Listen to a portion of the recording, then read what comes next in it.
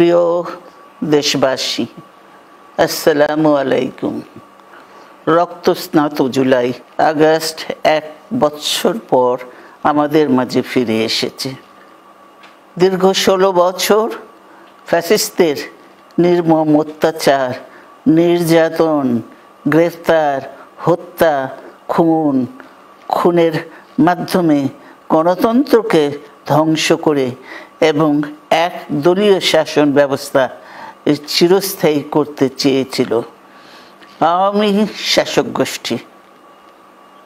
ছাত্র জনতার সম্মিলিত অভ্যুত্থানের মধ্যে দিয়ে ফ্যাসিবাদদের পতন ঘটেছে, সুযোগ সৃষ্টি হয়েছে নতুন করে বাংলাদেশকে গড়বার। এই আন্দোলনে যারা শহীদ হয়েছেন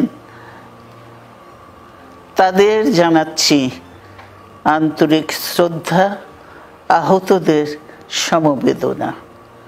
তাদের এই আত্মত্যাগ জাতি চিরকাল মনে রাখবে। গুম, খুন, বিচার বহির্ভূত হত্যার শিকার যারা হয়েছেন তাদের তালিকা প্রস্তুত করতে হবে। দ্রুত বিচারের ব্যবস্থা ও রাষ্ট্রীয় স্বীকৃতি নিশ্চিত করতে হবে। প্রতিটি পরিবারের সম্মানজনক পুনর্বাসন ও নিরাপদ ভবিষ্যৎ নিশ্চিত করতে হবে। প্রিয় দেশবাসী, আমাদের সামনে যে সুযোগ সৃষ্টি হয়েছে নতুন করে গণতান্ত্রিক ব্যবস্থাকে প্রাতিষ্ঠানিক রূপ দেওয়ার, তা আমাদের দ্রুত সম্পন্ন করতে হবে। কর্মসংস্থান সৃষ্টি করতে হবে, জনগণের নিরাপত্তা নিশ্চিত করতে হবে।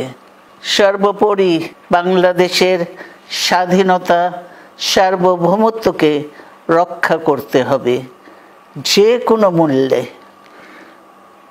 বীরের এই রক্তস্রোত, মায়ের অশ্রুধারা যেন বৃথা না যায় তা নিশ্চিত করতে হবে। ঐক্য বজায় রাখতে হবে। আসুন আমরা সবাই মিলে শহীদ জিয়ার স্বপ্নকে বাস্তবায়িত করি কোটি মানুষের নতুন বাংলাদেশের নির্মাণের স্বপ্নকে। আল্লাহ হাফেজ। বাংলাদেশ জিন্দাবাদ।